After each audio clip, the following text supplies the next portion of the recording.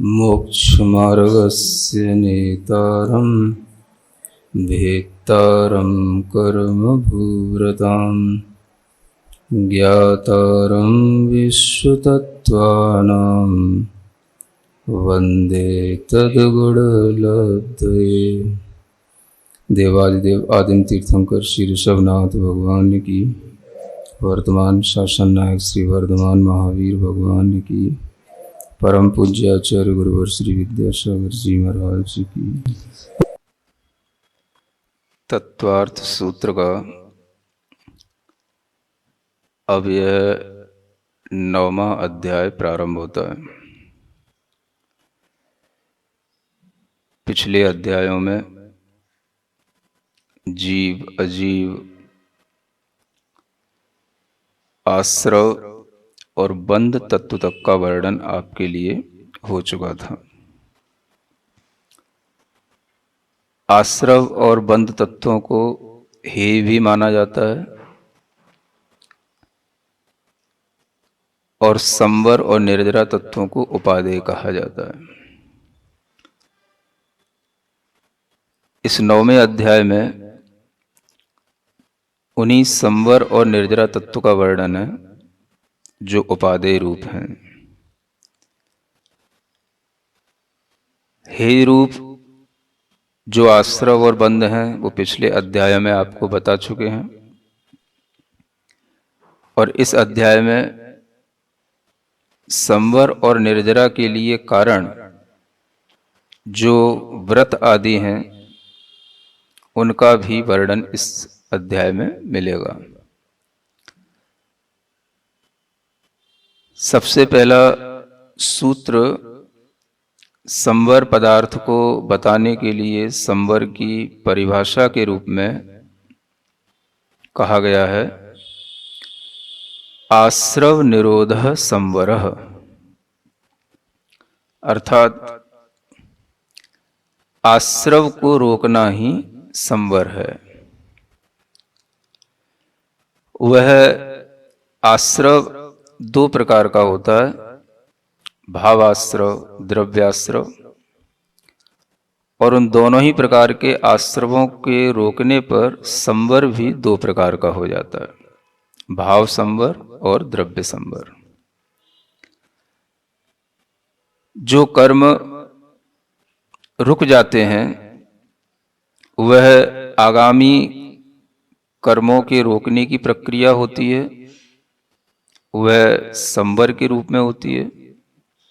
और जो कर्म पूर्वबद्ध होते हैं उन कर्मों को बाहर निकालने की जो प्रक्रिया होती है वह निर्जरा के रूप में होती है। यह संवर और निर्जरा जब आत्मा में अच्छी तरह से घटित होने लगते हैं तभी यह मोक्ष की ओर जीव के लिए आगे बढ़ाने के लिए कारण बन जाते हैं। इसलिए संवर और निर्जरा तत्व को उपादेय कहा, क्योंकि संवर और निर्जरा होने पर ही धीरे धीरे इस जीव को मोक्ष तत्व की उपलब्धि होगी। यही इस सूत्र का मुख्य अभिप्राय है। सूत्र इसीलिए सूत्र कहे जाते हैं क्योंकि इनमें बहुत सारा अर्थ भरा हुआ रहता है। अगर उस अर्थ की भूमिका को हम नहीं समझेंगे तो जितना किताब में लिखा हुआ है उतना ही समझ में हमें आ पाएगा, और आ भी पाएगा तो सिर्फ हम उसको रट पाएंगे, समझ नहीं पाएंगे। अन्यथा सूत्र की तो केवल व्याख्या इतनी है, आश्रव के रुक जाने का नाम संवर है। वो तो आप बाल बोध से पढ़ते आ रहे हैं। संवर किसे कहते हैं? जो आश्रव हो रहा था उसको रोकना, उसका नाम संवर है। और वो आप जानते ही हैं, ज्यों मोरी में डांट लगावे त्यों जब रुक जाता, त्यों आश्रव को रोके संवर क्यों नहीं मन लाता, है ना। तो वह जो डांट लगाना है, वह आश्रव को रोकना है, वह कौन रोके, किससे रोके, कौन सी चीजों का पहले रोकना हो, ये सब ज्ञान तो हमें सूत्र का व्याख्यान करने पर ही आएगा। वो व्याख्यान जब होएगा तो उसमें जो भी आपके सामने आश्रव के कारण जो थे उन आश्रव के कारणों से ही जो बंध हो रहा था, और उन बंधों के जो कारण हैं, उन कारणों को आपको पहले रोकना पड़ेगा। तो एक तो आपने आश्रव के बारे में समझ लिया कि आश्रव के निरोध माने रोकने का नाम संवर है। तो आश्रव का मतलब क्या समझ में आया? मन वचन काय के योगों को रोकने का नाम संवर है। और ऐसा संवर अगर हम करने बैठ गए तो हमें बिना कुछ मोह का संवर किए हुए कुछ भी उपलब्ध नहीं होगा। मन वचन काय की क्रियाएं रोकने के लिए चेष्टा तो कोई भी कर सकता है। तो हम भी बैठ गए, मन वचन काय की क्रियाओं को रोक लेंगे, संवर हो जाएगा, निर्जरा हो जाएगी, मोक्ष हो जाएगा। तो इस सूत्र से तो ऐसे नहीं होने वाला। तो इसको इसलिए समझाना पड़ रहा है कि हम इस समझें कि जब ये संवर योगों का होगा तो उससे पहले हमें मोह का संवर कर लेना पड़ेगा। इसलिए जितना भी गुणस्थान पहले से लेकर के 14वें तक का जो खेल है वो सब मोह और योग पर डिपेंड करता है। तो आश्रव के अब हम कारणों की ओर चलें। अभी तो हमने क्या सीखा था? केवल आश्रव को ध्यान में रखा, आश्रव को रोकने का नाम संवर है। अब आश्रव जिनसे हो रहा है या बंध जिनसे हो रहा है, क्योंकि अपन ये भी जान चुके हैं कि आश्रव और बंध एक समय वर्ती हैं। तो जिन कारणों से आश्रव होता है उन्हीं कारणों से बंध होता है। तो अब आप बंध की ओर देखें। ये सूत्र जो आश्रव का था वो कौन से अध्याय का था जो बताया जा रहा था? 6वें अध्याय का, है ना? भले ही आप लोगों ने अपने मन से पढ़ा होगा, लेकिन ये कौन से अध्याय का सूत्र है? 6वें अध्याय का। अब हम देखें कि बंध के हेतु कौन से बताए गए हैं जिनके रुकने पर यह बंध रुकता है। वो कौन से अध्याय में है? आश्रव को भी छोड़ना है, हमें संवर को अपनाना है, निर्जरा को अपनाना है। हम शुरू कहां से करें? तो आपको कहां से शुरू करना बताना पड़ेगा। इस सूत्र के अनुसार तो यही कहना पड़ेगा कि आपको सबसे पहले अपने मिथ्यात्व को रोकना है ना, कि सबसे पहले जो बंध के हेतु हैं उन बंध के हेतुओं को रोकना। तो जैसे ही मिथ्यात्व रुकेगा, मिथ्यात्व कर्म का जो बंध का कारण है उसको अगर रोक लिया, उसका संवर हो गया, तो क्या होगा? पहले गुणस्थान से ऊपर उठने पर ही मिथ्यात्व का संवर होगा, है ना? क्योंकि मिथ्यात्व गुणस्थान में मिथ्यात्व का संवर नहीं होगा। जब वह मिथ्यात्व का अभाव होगा तब मिथ्यात्व का संवर कहलाएगा। तो जब पहला गुणस्थान छूटेगा जो अनादिकाल से चला आ रहा है, मिथ्यात्व भाव, मिथ्यात्व गुणस्थान, तब जाकर के उस जीव की प्रोग्रेस वहां से शुरू होगी, पहला गुणस्थान छूटने पर। तो सबसे पहले संवर किसका होगा? मिथ्यात्व का होगा। अब ये मिथ्यात्व अपने आप में एक कारण है और इस कारण ने अपने साथ में बहुत सारी प्रकृतियों को जोड़ रखा है। जब आप बंध विच्युति और बंध की अबंध प्रकृतियां और इनके संवर गुणस्थानों के अनुसार कभी पढ़ें, कर्म कांड के अनुसार, तब आपको थोड़ा सा ज्ञान में आएगा कि एक मिथ्यात्व के साथ में 16 प्रकृतियों का संवर रुकता है। अगर एक मिथ्यात्व छूट गया तो सीखा समझा बहुत कुछ आपने मिथ्यात्व छोड़ने की कोशिश की, ठीक है ना? आपने एकांत बुद्धि छोड़ी, विपरीत बुद्धि छोड़ी, अज्ञान छोड़ा, वैनयिक छोड़ा, सब छोड़ा, संशय छोड़ा। अब फिर भी आपके मन में लगता है कि मिथ्या छूटा नहीं है महाराज। नहीं समझ आ रहा है? लगता है कि नहीं लगता है? क्यों लगता है? फिर कहीं ना कहीं अभी और रह गया है कुछ मिथ्यात्व। जो मिथ्यात्व प्रैक्टिकली हमारे लिए होता है, मिथ्यात्व भाव, वो अध्यात्म ग्रंथों में हमें बताया जाता है। समझ आ रहा है? अध्यात्म ग्रंथ से ही हम प्रैक्टिकली समझ सकते हैं कि मिथ्यात्व किसे कहते हैं। ये तो सिद्धांतिक ग्रंथों के माध्यम से हमें सैद्धांतिक परिभाषाएं सुनने को मिल जाती हैं और हम अपनी जो एकांत आदि धारणाएं होते हैं उनको हम छोड़ सकते हैं। आपने कहा तत्व का श्रद्धान करो, हम तत्व का श्रद्धान करते आ रहे हैं महाराज, जब से आप पहले सूत्र से पढ़ा रहे हो, पहले अध्याय का। अभी तक हम परोक्ष सुनते थे, चलो आज प्रत्यक्ष सुनते हैं। अब ये जो श्रद्धा बढ़ रही है, इसको अगर हम प्रैक्टिकल फॉर्म में देखेंगे तो ये कैसे दिखाई देगी? तो आचार्य कहते हैं बहिरात्मा का मतलब ही होता है मिथ्या दृष्टि जीव। क्या कहा गया? मिथ्या दृष्टि का मतलब क्या है? बहिरात्मा। है ना। बहिरात्मा का मतलब क्या? जिसकी आत्मा आत्मा को ही छोड़ करके बाहर बाहर घूमती हो, उसका नाम है बहिरात्मा। क्या समझे? अब आप कहोगे आत्मा आत्मा को कैसे छोड़ देगी?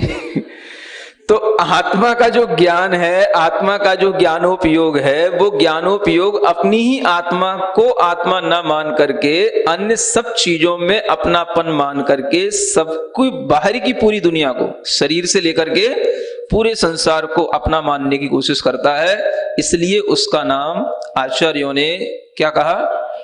बहिरात्मा। ये प्रैक्टिकल बात है मिथ्यात्व की, है ना। क्योंकि अब ये जानना भी जरूरी है, नहीं तो अभी 9वां अध्याय तो आपके मतलब का तो कुछ है ही नहीं इसमें। अभी इसमें मुनियों का वर्णन शुरू होने वाला है। संवर निर्जरा सब कहां होती है? सब व्रतों के बाद शुरू होती है, सब मुनियों के माध्यम से शुरू होती है। तो आपको तो केवल सुनना है, आप कहोगे हम क्या करें। तो आपके लिए संवर करने के लिए यहां पे बताया जाने जरूरी है, वो ये भाव है कि मिथ्यात्व का संवर करने के लिए हमें अपनी बहिरात्म वृत्ति को बदल करके क्या करना पड़ेगा? अंतरात्म वृत्ति में लाना पड़ेगा। इसी को आचार्यों ने कहा 3 प्रकार की आत्माएं, एक बहिरात्मा, एक अंतरात्मा और एक परमात्मा, है ना। ये आत्मा के ही स्टेट हैं। अब जब तक ये बहिरात्मपन रहता है तब तक मिथ्यात्व का भाव है। ये अध्यात्म के माध्यम से ही समझ में आता है कि बहिरात्मपन क्या है। तो देह जीव को एक गिने, वही बहिरात्म तत्व मुधाय, है ना। कि देह और जीव को जो एक गिनेगा उसमें बहिरात्म वृत्ति है, और जो देह और जीव के अंतर को जानेगा वो अंतरात्म वृत्ति है। जहां से अंतरात्म वृत्ति आने लग गई, समझ लो हमारा मिथ्यात्व भाव छूटने लग गया। और जब ये मिथ्यात्व छूटने लग गया तो सम्यक दर्शन के साथ में वो अंतरात्मा कहलाने लग गया। ये भीतर से अनुभव करने वाली चीज है। क्या बनना है? परमात्मा बनना है ना। ये सबके लिए बड़ा इजी होता है कहना। क्या बनना है? परमात्मा बनना है ना। कोई यूं नहीं कहता है कि पहले अंतरात्मा बनना है। क्या बने हुए हो? तो बहिरात्मा बने हुए हैं, वो तो अनादिकाल से बने हुए हैं, उसको तो किसी ने बनाया नहीं, वो तो ऑलरेडी सब चल ही रहा है सिंस बिगिनिंगलेस टाइम। तो वो तो जो है बहिरात्मा बने हुए हैं। अब बनना क्या है? तो परमात्मा, और बीच के सब स्टेप गायब है। तो ये जो एक कमी है कि हम पहला स्टेप नहीं देख रहे हैं और लास्ट स्टेप देख रहे हैं, इससे भी हमें कुछ उपलब्ध शायद नहीं होगा, है ना। क्योंकि हमें देखना क्या चाहिए? पहला कदम तो ऊपर उठे। हम थोड़ा सा तो अपनी सामर्थ्य इतनी बनाएं कि हम अपने एक कदम को ऊपर उठा करके पहले से, जब भी कभी आएगा तो दूसरा तो नहीं आता, गुणस्थान की अपेक्षा से देखेंगे तो चौथा ही आएगा। तो पहला कदम जब भी उठेगा तो कम से कम हमारा सम्यक दर्शन की ओर हो, बहिरात्म वृत्ति से हमारी वृत्ति अंतरात्म वृत्ति बन जाए। ये सबसे बड़ा पुरुषार्थ है मनुष्य जीवन का, है ना। एक तरफ तो ये तत्व श्रद्धा आपने सीख लिया, लेकिन इसमें आपके लिए प्रैक्टिकली जो करने योग्य है वो सिर्फ इतना ही है कि इस तत्व की श्रद्धा हमारे अंदर कैसे आएगी। बंद तत्व की श्रद्धा इससे नहीं आ जाएगी कि जैसा बंद लिखा है वैसा ही हमें हूबहू स्वीकार है। क्या समझे? आप तो ही समझते ना। जैसे 7वें अध्याय में संवर का वर्णन किया गया वैसा ही हमें संवर का वर्णन स्वीकार है। जैसे 8वें अध्याय में बंद का वर्णन किया गया वैसा बंद का वर्णन मुझे A to Z बिल्कुल हमारे लिए स्वीकार है। और जैसा आप 9वें अध्याय में कर दोगे संवर और निर्जरा, वैसा महाराज बिना नूनच किए मैं स्वीकार कर लूंगा, मुझे तत्व का श्रद्धा पूरा हो गई। फिर भी आपके हाथ क्या लगेगा, है ना। ये सिर्फ ज्ञान तो हाथ लगेगा, लेकिन तत्व श्रद्धा अगर शुरू होती है तो कहां से शुरू होती है? सिर्फ इस बात के डिफरेंस के साथ कि हमारे ज्ञानोपयोग में हमारी ही ज्ञान आत्मा का श्रद्धान है, और शरीर आदि जो हमसे भिन्न चीजें हैं उन्हें हम भिन्न रूप में श्रद्धान कर रहे हैं या नहीं, यहीं से जीव और अजीव का श्रद्धान शुरू होता है। और जहां से जीव अजीव के बीच का ये डिफरेंस ये सिद्धांत के साथ में शुरू हो जाएगा, वहीं से अपने आप सब तत्वों की श्रद्धा प्रारंभ हो जाएगी। आश्रव, बंध, संबंध, निर्जरा सब उसी के साथ जुड़े हुए हैं। तो चलना तो शुरू से है, लास्ट से चल करके पीछे नहीं आना है, चलना तो शुरू से है और शुरू से चल करके लास्ट तक पहुंचना है। तो जीव अजीव पे पहले श्रद्धा करना है। आश्रव, बंध, संवर, निर्जरा तो बाद में आएंगे और अपने आप होते चले जाएंगे। कोई जीव ऐसा है जिसको जीव और अजीव ही केवल समझ में आया। आत्मा जीव है, मैं ज्ञानवान चैतन्य जीव आत्मा हूं, और बस ये शरीर आदि है मेरे लिए अजीब है, ठीक है ना। और उसने बस इतना सा जान करके उस पर प्रैक्टिकल करना शुरू कर दिया। प्रैक्टिकल से मतलब उस शरीर को अपने से भिन्न मानना शुरू कर दिया उसने, है ना। अब समझ लो कि उसके अंदर क्या क्या घटित होगा। जितना आप पढ़ करके आए हो वो सब उसके अंदर शुरू हो जाएगा। आश्रव, बंध, संवर, ये तो थ्योरी है। ये सब चीजें प्रैक्टिकली अगर आत्मा में घटित होंगी तो सिर्फ यहीं से शुरू होंगी कि जीव और अजीव के बीच का डिफरेंस हमारे अंदर बढ़े। ज्ञान में बार बार वही परिणति आए कि मैं जीव हूं, अजीव जो शरीर है ये मुझसे भिन्न है और यह मेरा नहीं है, मेरे साथ जरूर है। क्या समझ में आया? ये मेरे साथ तो है लेकिन मेरा नहीं है। जैसे हम दूसरी चीजों को कहते हैं ये मेरे साथ थी चीजें, अब नहीं है तो नहीं है क्योंकि वो मेरी नहीं थी। उसी तरीके से शरीर भी हमारे साथ है लेकिन वो शरीर मेरा नहीं है। इस शरीर में मेरेपन का भाव जब छूटेगा तभी जीव और अजीव के बीच का श्रद्धान आएगा, तभी मिथ्यात्व का संवर होएगा और वहीं से जीव के अंदर अपने आप उसकी प्रोग्रेस शुरू हो जाएगी जो गुण स्थानों के माध्यम से होती है, जिसे हम कहते हैं मोह का संवर करने पर, मिथ्यात्व का संवर करने पर ही आगे सम्यक दर्शन होता है। सुन रहे हैं? तो सिद्धांत और अध्यात्म, इन दोनों में यह अंतर होता है कि सिद्धांत हमें थ्योरी बताता है और अध्यात्म हमें कुछ प्रैक्टिकली करना बताता है ना। अब आप कहोगे महाराज ये बातें आज आप यहां क्यों बता रहे हो? इसलिए बता रहा हूं कि 9वां अध्याय आ गया अब कुछ बचा नहीं। यद्यपि अध्याय बहुत बड़ा है लेकिन प्रैक्टिकली अगर आपने कुछ नहीं किया तो आपको आगे कुछ हाथ लगने वाला नहीं, क्योंकि आपके लिए चर्चा आज ही हो सकती है, कल से तो फिर मुनियों की चर्चा शुरू हो जाएगी। समझ आ रहा है? उसमें जितना भी संवर का, निर्जरा का प्रकरण है सब मुनि महाराज के लिए पूरा अध्याय। आप क्या करोगे? बैठे बैठे सुनेंगे महाराज। करोगे क्या? तो करने के लिए भाव जो है वो यहां पर है, अपना मिथ्यात्व भाव छोड़ने के लिए अपनी देह से जो आत्म बुद्धि जुड़ी है उसको हटाना। पता कैसे लगेगा? बड़ा अच्छा प्रश्न किया। पता कैसे लगेगा कि देह से हमारी आत्म बुद्धि जुड़ी है कि हट गई है ना।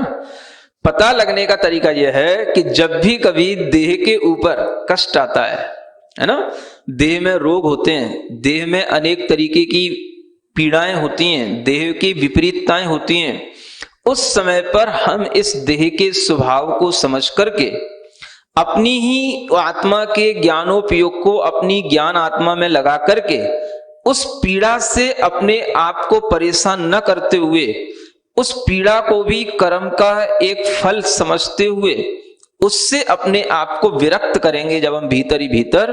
और हम भीतर ही भीतर इस तरीके की जब साधना करेंगे कि हम इस शरीर की पीड़ा को शरीर की ही पीड़ा समझ करके, कर्म फल की एक वेदना समझ करके छोड़ रहे हैं और हम अपने शांत स्वभाव में ही लीन हो रहे हैं, तो यह अभ्यास आपके अंदर का बताएगा कि आपको जीव अजीव का श्रद्धान हुआ है।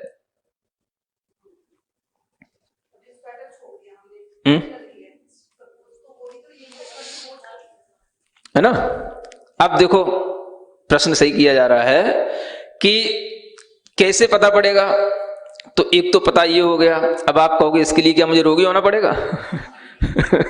क्या जब तक पीड़ा नहीं होगी तब तक हमें समझ में नहीं आएगा? तो उसका दूसरा तरीका यह है कि जब तक पीड़ा नहीं होती है तब तक हम सुख पूर्वक क्या करें? ये अभ्यास करें जीव का और देह का, है ना। सुख के समय पर अगर हम ये अभ्यास करते रहेंगे तो दुख के समय पर भी ये अभ्यास हमारे लिए कुछ बनेगा, साथ में रहेगा। अन्यथा क्या होगा? सुख के समय पर जब अभ्यास नहीं किया तो दुख के समय पर तो अभ्यास होने का तो मन बनना ही कठिन है। तो फिर क्या होगा, सुख के समय पर हम आलस में रहे और दुख के समय पर मन नहीं बना, तो दोनों तरीके से गए। समझ आ रहा है? इसलिए अगर हमारे लिए कोई रोग नहीं है तो सुख पूर्वक भी ये संवर किया जाता है। इसको आचार्यों ने क्या कहा, सुख पूर्वक संवर करो। सुख पूर्वक संवर कैसे करो, अधिक से अधिक ध्यानात्मक वृत्ति रखो, अधिक से अधिक भेद विज्ञानात्मक वृत्ति रखो। ये भेद विज्ञान का भाव हमेशा बना रहना कि मैं शरीर में रह रहा हूं लेकिन मैं शरीर नहीं हूं। इस भेद विज्ञान के भाव में जो व्यक्ति जागृत रहता है उसके लिए यह अभ्यास ही उसके अंदर अंतर्मुखी अभ्यास कहलाता है और यही उसके उपयोग को अंतर्मुखी बनाए रखता है। इसी से उसके अंदर ये धीरे धीरे अभ्यास चलते हुए उसे जब कभी कष्ट आते हैं तो उन कष्टों को भी सहन करने का अपना मन बना पाता है। और फिर जब कष्ट आते हैं तो फिर आचार्य कहते हैं जिसने कष्ट में ऐसा अभ्यास कर लिया तो समझ लो कि वो पार हो गया। क्योंकि कष्ट में अगर वो अभ्यास किया गया तो उसका संस्कार उसके ऊपर जो पड़ेगा वही संस्कार उसके लिए सबसे ज्यादा महत्वपूर्ण होगा। इसलिए आचार्यों ने यह भी कहा है कि जो सुखपूर्वक अभ्यास किया जाता है उसका संस्कार ज्यादा नहीं रहता, जो दुख के समय पर किया जाता है उसका संस्कार ज्यादा रहता है। एक उसमें बहुत अच्छा श्लोक आता है, अदुख भावितम ज्ञानम दुखे सति विलीयते तस्मात् यथा बलम योगी दुःखैरात्मानं भावयेत्। क्या कहा गया, अदुख भावितम ज्ञानम। अदुख माने दुख से रहित होकर के जिस ज्ञान की हमने भावना की है वो दुख आने पर विलीन हो जाएगा, दुख आने पर छूट जाएगा, वो ज्ञान भी चला जाएगा।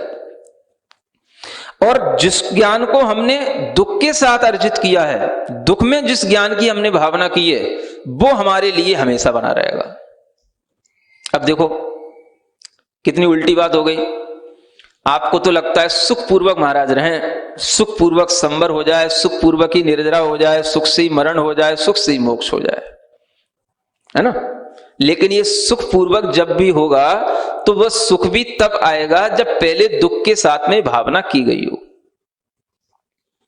और दुख से आप डरोगे तो भावना कब की जाएगी। इसलिए दुख अगर किसी के ऊपर आता है, दुख कष्ट किसी के ऊपर आता है और वो उस समय पर इस तरह से आत्म भावना में तत्पर होता है, आत्म भावना में लगता है, तो वही संस्कार उसके लिए आगे सुखपूर्वक संवर में काम आता है। क्योंकि एक बार जो उसने दुख को जीत लिया तो फिर वह आगे हमेशा उसके लिए सुखी सुख मिलेगा, फिर सुखपूर्वक संवर करेगा।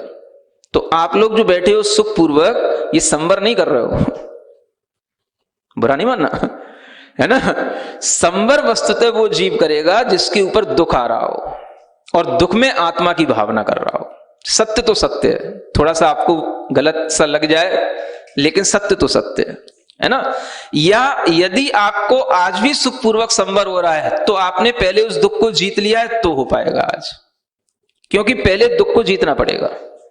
तो इसलिए ये बात बड़ी महत्वपूर्ण है कि दुख के समय पर जो ज्ञान अर्जित किया जाता है वो ज्ञान हमारे साथ में लंबे समय तक रहता है, ये अध्यात्म ये कहता है। इसलिए जब कभी भी दुख आते हैं तो अध्यात्मनिष्ठ व्यक्ति दुख में घबराता नहीं, तभी वो मिथ्यात्व का संवर करके निरोध करके तभी जो है वो सम्यक दृष्टि पने के भाव में रहता है। बहिर्मुखी वृत्ति को छोड़ना, अंतर्मुखी वृत्ति आना, इसका नाम ही है संवर को प्राप्त करना, संवर की पहली सीढ़ी चढ़ जाना। बस आप पहली सीढ़ी चढ़ जाओ, फिर आगे तो आपको हम चढ़ाते चले जाएंगे, फिर कुछ नहीं करना पड़ेगा। समझ आ रहा है? पहली सीढ़ी चढ़ने का बस अभ्यास आपको करना है, पुरुषार्थ आपको करना है, बाकी तो आगे अपने आप चढ़ते चले जाओगे। तो अनादि काल से इस जीव ने इस पहली सीढ़ी को नहीं चढ़ पाया। वो क्या है? शरीर में ममत्व बुद्धि को छोड़कर, आत्म बुद्धि को छोड़कर, अपनी ही आत्मा को ही अपनी चैतन्य आत्मा मानकर इस शरीर के होने वाली पीड़ाओं को, रोगों को भी अपने से भिन्न समझकर इसमें अपनी ममत्व बुद्धि को त्याग जो कर लेता है, उस जीव का पुरुषार्थ स्तुत्य होता है, मतलब स्तुति के योग्य होता है ना। तो ऐसा पुरुषार्थ ही यहां पर ये हमें संवर करना सिखा रहा है। तो ये पुरुषार्थ आप लोगों के लिए है, बाकी जो शुरू होगा आगे वो तो जो कर रहे हैं उनके लिए होगा, ठीक है ना। तो ये भाव यहीं पर इस संवर के साथ में है। जब मिथ्यात्व का संवर होगा तभी ये 16 प्रकृतियों का बंध रुकता है। फिर उसके बाद में दूसरा गुण स्थान आता है तो 25 प्रकृतियों का बंध रुकता है। ऐसे अलग अलग कर्मों के बंध अलग अलग गुण स्थानों में रुकते चले जाते हैं और इन प्रकरणों का इस तरीके से संवर होता चला जाता है। तो पूरा का पूरा मिथ्यात्व से लेकर के चारित्र मोहनी की सभी प्रकृतियों का संवर होने पर और योगों का संवर होने पर तब जाकर के जीव को मोक्ष की प्राप्ति होती है। लेकिन उसका फर्स्ट स्टेप कहां से है? तो यहां से बहिरात्मा से पहले अंतरात्मा बनना। वो किसी भी उम्र में हो सकता है, उसके लिए उम्र के लिए कोई मोहताज नहीं होना है कि महाराज बुढ़ापे में करेंगे, बड़े होके करेंगे, अभी नहीं अगले जन्म में करेंगे। वो कभी भी किसी के लिए हो सकता है, उसके लिए कोई भी उम्र के लिए मोहताज नहीं होना। इसलिए यह संवर की प्रक्रिया में सबसे पहले भाव रखना कि हमें मिथ्यात्व को रोक करके संवर के माध्यम से सम्यक दृष्टि बनना। ठीक है, आज इतनी पर्याप्त। सिरिजिण वाणी जग कल्याणी जग जन मदतम मोहरी जणमण हारी गढ़हर हारी जम जरा भव रोग हरी तिथ्य राणम दिव्य झुणिम जो पड़ई सुणई मय्ये धारई राणम सौख मणंतम धरिय सासद मोक्ष पदम पावई सासद मोक्ष पदम पावई। सभी लोगों के मन में समभाव कम रहता है। समभाव का आलम्बन लिए बिना कभी भी धर्म नहीं होता। इसलिए तीर्थंकरों ने हमेशा कहा कि समभाव में रहना सीखो। समभाव का पालन करने के लिए ही सामायिक का अभ्यास कराया जाता है और वह सामायिक आत्मा के साम्य भाव की उपलब्धि करने के लिए की जाती है। समता सामायिक यह आत्मा का स्वभाव है। सभी प्रकार के द्रव्य क्षेत्र काल भाव में अपने अंदर एक समता का भाव आना यह बहुत ही कठिन भी होता है, किंतु यही आत्मा के लिए नितांत आवश्यक होता है। इसलिए तीर्थंकरों ने कहा स्वयं को हमेशा समभावों के साथ में अपनी आत्मा को देखो और हम पहले क्या थे, इस भाव का भी अगर हम कभी भी अनुमान लगा पाएंगे तो वह भी समभावों के साथ ही होगा, सामायिक के भावों के साथ होगा। सभी लोगों के लिए वह सामायिक का भाव, ध्यान का भाव रुचता नहीं, लेकिन हो सकता है कुछ लोगों के लिए उसकी रुचि बनती हो। फिर भी आचार्यों ने कहा लोगों की रुचि से कोई काम नहीं करना, जो अच्छा है वो लोगों को देना। जैसे किसी भी रोगी के लिए डॉक्टर उसको पूछ करके औषधि नहीं देता, वैसे ही हर व्यक्ति के लिए समभाव में आनंद आए, ध्यान में आनंद आए, अपनी आत्मा की परिणतियों को बारीकी से समझने में आनंद आए, इस तरह का ज्ञान ध्यान हमेशा तीर्थंकरों ने हमें समझाया। हर व्यक्ति इंद्रियों के माध्यम से बाहर घूमना चाहता है, बाहर उछलना चाहता है, किंतु तीर्थंकर कहते हैं शांत भाव से बैठना सीखो। तीर्थंकरों ने हमेशा शांत भाव से ही आराधना की तो केवल ज्ञान प्राप्त किया, और केवल ज्ञान को प्राप्त करने के बाद भी वह सम भावों में रहे, शांत भावों में रहे। केवल ज्ञान का उनका समय निकलता चला जा रहा है, लेकिन उनके अंदर की वह शांति उनके मुख से सम भाव के रूप में हमें निरंतर दिखाई देती है। भगवान ने 3 लोक के विषय में बहुत कुछ जाना, देखा, और वह हमको बताया भी। उन्होंने कहा कि अगर आप अपने अंदर साम्य भाव को लाना चाहते हैं तो हम सामायिक का अभ्यास बढ़ाएं। ये जरूरी नहीं कि सामायिक एक बार अगर हमने कभी कभी सुबह कर ली या शाम को कर ली तो हमारी सामायिक पूरी हो गई। उस सामायिक का अभ्यास आपके लिए दिन में कई बार भी बढ़ाया जा सकता है और बढ़ाना चाहिए। दिगंबरों की तरह श्वेतांबर भी एक अच्छी समाज है, और उनकी समाज में सामायिक का, प्रतिक्रमण का एक बहुत अच्छा प्रचलन होता है। स्थानकों में लोग बैठते हैं, मैंने कई जगहों पर देखा, और वह स्थानक में बैठ कर के लोग 1 सामायिक, 2 सामायिक, 3 सामायिक, इस तरह से वहां पर गिनती लगाते हैं, और जो जितनी अच्छी सामायिक कर लेता है, जितनी ज्यादा सामायिक करता है, उसे श्रेष्ठ श्रावक कहा जाता है। एक अच्छी परंपरा अन्य समाजों में भी जो चलती है, हमें उससे सीखना चाहिए। आपके लिए प्रतिक्रमण, सामायिक के ये भाव ही आत्मकल्याण के भाव होंगे, और इसी के माध्यम से हमें अपने स्वभाव का ज्ञान होगा, अपने स्वभाव का परिचय होगा। इसलिए ध्यान योग के माध्यम से जितना ज्यादा आप अपनी अंतरात्मा को स्पर्श करेंगे, अपने आप को समझेंगे, उतना ही ज्यादा आपको इस जगत की सच्चाई का ज्ञान होगा। सामायिक के भाव, ध्यान के भाव एक बार नहीं, दिन में कई बार भी हो सकते हैं। हमें उसे एक परंपरा नहीं बनाना चाहिए कि हमने सुबह सामायिक कर ली, शाम सामायिक कर ली, हमारी सामायिक पूरी हो गई। कई बार यह एक जैसे पूजा करने का कार्य पूरा करना होता है, ऐसे ही सामायिक करने का काम पूरा कर लेना होता है, ऐसा भी हो जाता है। जब कोई चीज केवल पूरी होने लग जाती है और टाइम उसको देख करके हम उसको पूरा करते हैं, तो फिर उसमें कोई आनंद नहीं आता और उसमें आनंद की कमी होने लग जाती है। आचार्य कहते हैं आनंद हमारा अपना अपने पास में है, उसे जब चाहे हम तब ले सकते हैं, और वह हम सामायिक सम भावों का आलम्बन लेकर के, ध्यान भावों का आलम्बन लेकर के हम उसका आनंद ले सकते हैं। जब भगवान का समवसरण लगता है, उसमें मानस्तंभ आदि अनेक भूमियां होती हैं,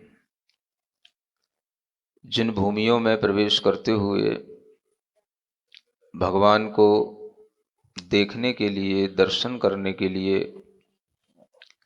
अनेक भव्य जीव वहां तक पहुंचते हैं, और उन भव्य जीवों में उन्हीं जीवों को वहां पहुंचने का सौभाग्य मिलता है जो जीव इस संसार से मुक्ति प्राप्त करने के लिए कुछ आसन्न भव्यता का भाव रखते हैं। यूं तो संसार में अनेक जीव होते हैं, किंतु वे सभी जीव संसार से मुक्त नहीं हो सकते, नहीं हो पाते। संसार से मुक्त होने वाले जीवों को ही वहां भगवान के दर्शन का लाभ मिलता है। अगर आपने कभी वर्धमान स्तोत्र पढ़ा हो, पढ़ा है कभी? नहीं पढ़ा? सब कुछ पढ़ना ही पड़ेगा। तो उसमें एक भाव आता है कि हे भगवान, आप इतने ऊपर जाकर के क्यों विराजमान हो गए? तो वहां लिखा है कि मिथ्या दृष्टि जीवों को तब मुख दर्शन का पुण्य कहाँ। जो मिथ्या दृष्टि जीव हैं हे भगवान, वो आपके मुख का दर्शन नहीं कर सकते। और वह मिथ्या दृष्टि जीव कौन से? तो दुनिया में ऐसे बहुत से जीव हैं जो मिथ्यात्व के साथ रहते हैं लेकिन भगवान का दर्शन नहीं कर पाते।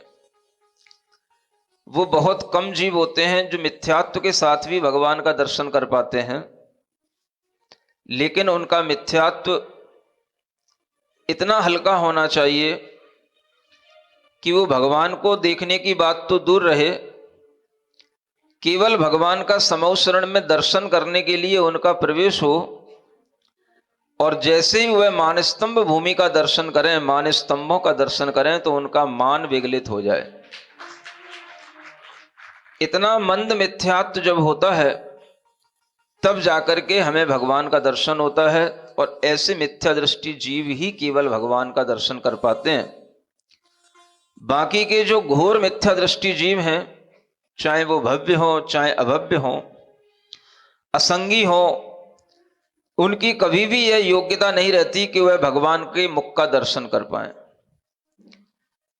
जब भगवान का इस तरह से दर्शन करने का भाव जीवों में आता है तो आप देखते हैं कि अपने आप अनेक जीवों की काल लब्धियां उसी समय पर आ जाती हैं। एक अच्छा निमित्त भी कई बार हमारे सामने उपस्थित होना चाहिए, जब हमारे उपादान भी अपने आप जागृत हो सकते हैं।